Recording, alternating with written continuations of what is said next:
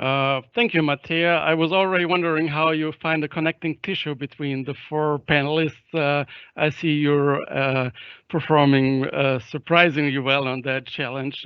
Thanks first to the organizers, to my colleague Kurt Bessiner for having me.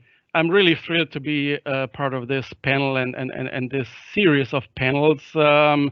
As a former academic turned policy analyst and democracy activist, this seems to be an ideal setting for me.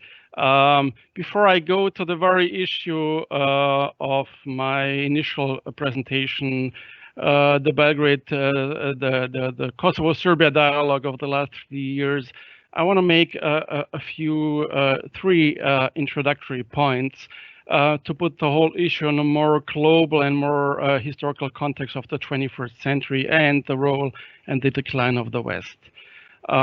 First point, once the dust of the Trump administration, hopefully in January next year, settles, and the dust of the post-Brexit referendum period with the end of this whole travail of negotiations end of this year settles, I am deeply convinced, having followed the issue of Kosovo-Serbia in the last 3 years really intensively, that the last 3 years of the Kosovo-Serbia dialogue negotiations on a so-called final comprehensive and legally binding agreement will turn out historically in retrospective as probably the most fascinating episode of global development and the fate of the West in the last half decade and of global politics.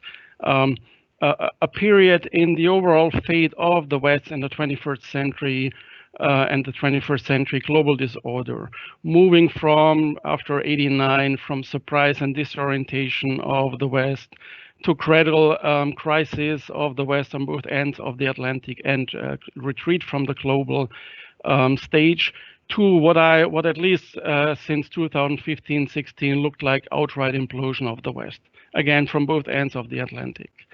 That's my first comment. The second is on the very global role of the Kosovo-Serbia dispute.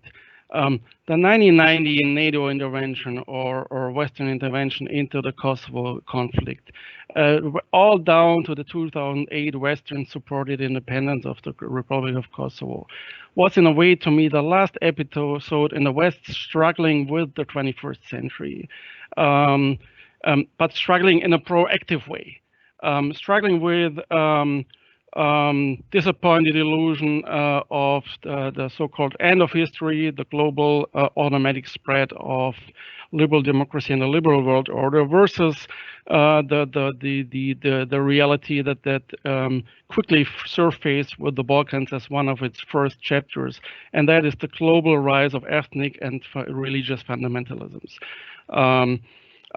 A struggle in international politics for the West in trying to balance different principles of international politics and international law, sovereignty, state sovereignty on the one hand, the right of self-determination on the other hand, and balancing them in a way to maintain stability of the international order. And doing so with a historical burden, I would say, from a century ago, I would say,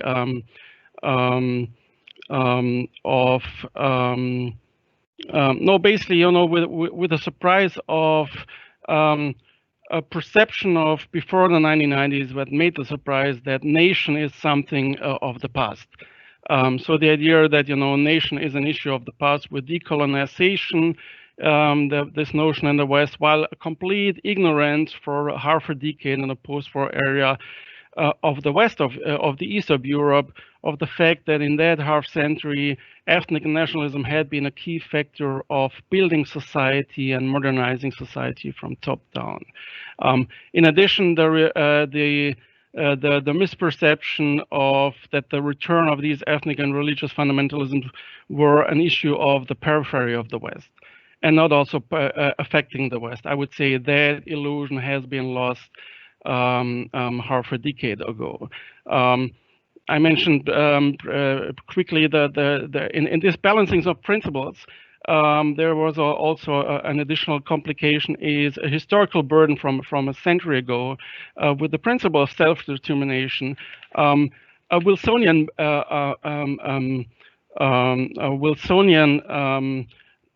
historical baggage of the Wilsonian misperception of the continental European and already Southeast European this ethnic nationalist distortion of what was perceived on the U.S. side of the Atlantic as a democratic principle, that is self-determination. That heritage came as an additional burden in this return of balancing state sovereignty versus self-determination.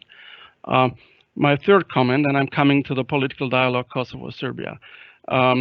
The political dialogue EU led between Kosovo and Serbia of 2013, 12 and 13 meant addressing unfinished business in the Balkans in a way that at least had initial historical breakthrough based on close and close transatlantic cooperation.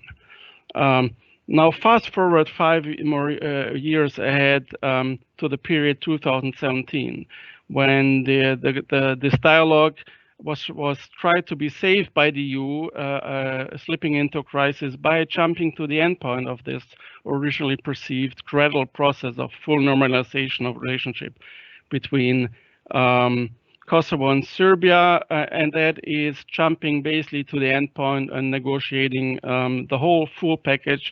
That is an agreement on a final comprehensive agreement solving all outstanding issues, including bilateral and the status disputes. This process, the history of 3 years of these negotiations, were all but negotiations on a final, really comprehensive agreement. They meant, compared to the initial political dialogue in 2012-13, a complete U-turn in basically all aspects. That includes on the policy and principle side, on the actors' performance side, the key Western actors' performance side, and on the operational side. And I go through quickly the 3 points. On the policy side, the main reason why these 3 years of negotiations were all but negotiations on a truly comprehensive, final, sustainable agreement was because they were all focused on the concept of a land swap between Kosovo and Serbia, a quick fix. That is the complete opposite of what enabled the initial establishment and historical breakthrough of the Kosovo-Serbia policy dialogue. That one was based on clear principles, on the statement by key Western actors, Merkel, William Hague, the then UK foreign minister, that the time of border changes in Kosovo is over, and on the principle that there are no ethno-territorial solutions to the ethno-political conflicts in the region. That was not only an introductory statement, it was a precondition for negotiations and one of the guiding principles.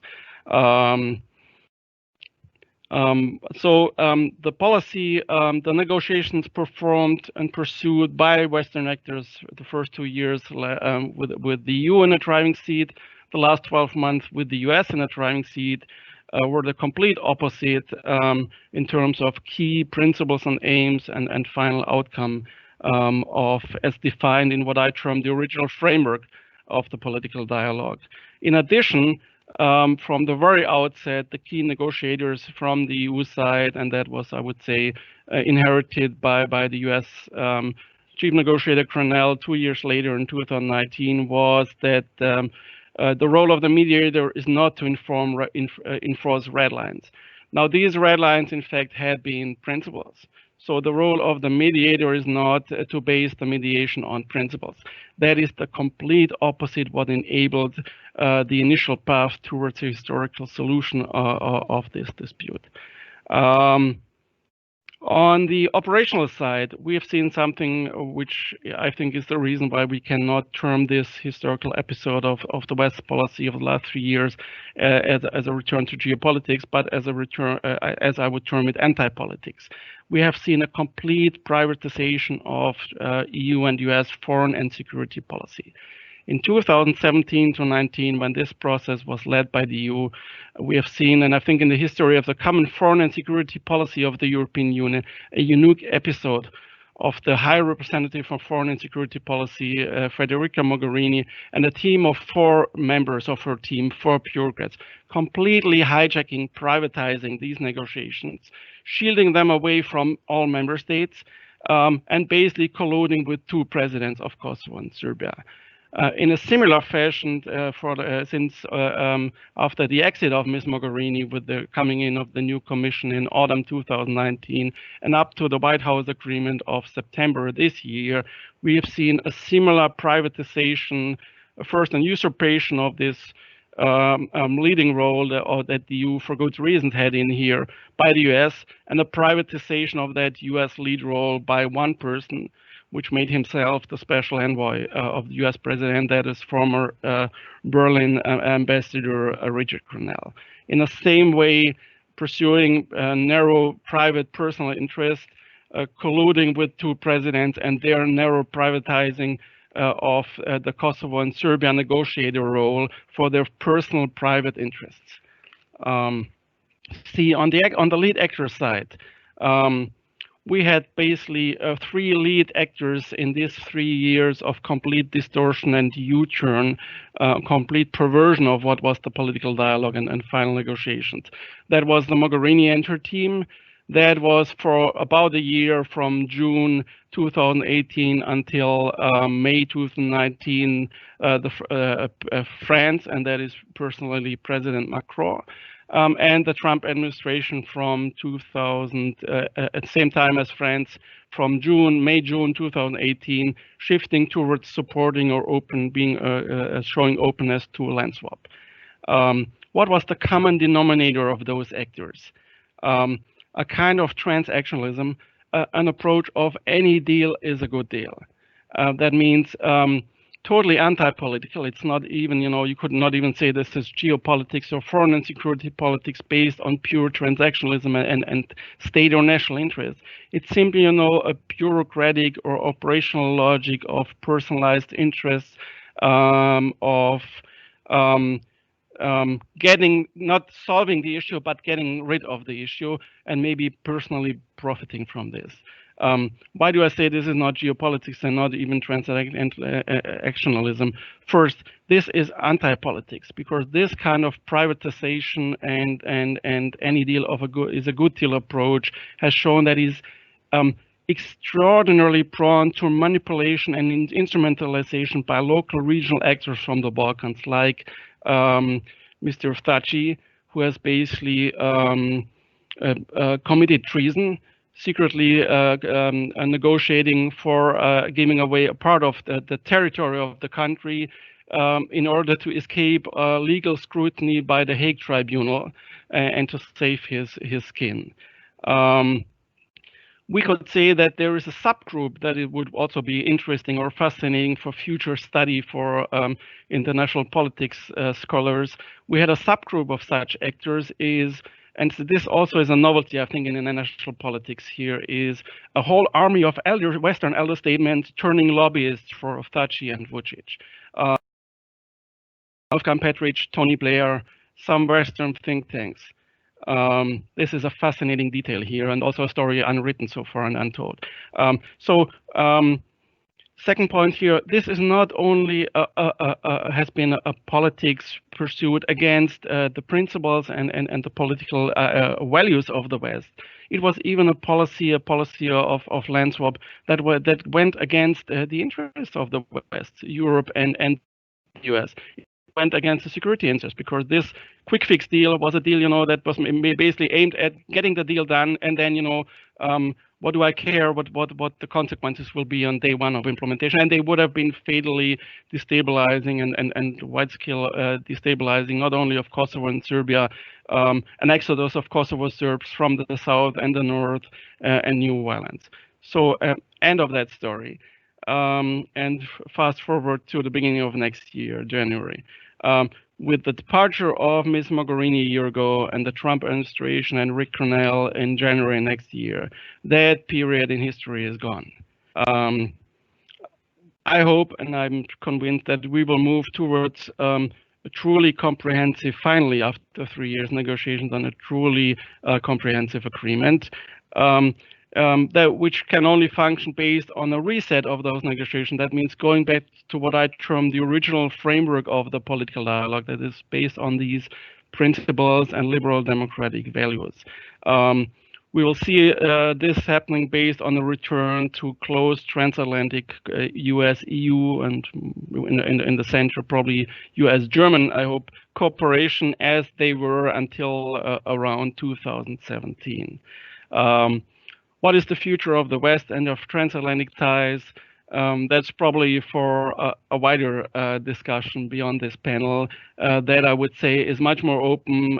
The Western Balkans here, despite this damage done in the last 3 years, is comparatively low-hanging fruit in reconstructing and constructing a 2.0 transatlanticism, and in any future of the West that has to be, to my understanding, in my opinion, be defined completely different in the current setting of the 21st century. And I'll stop here. Back to Matea.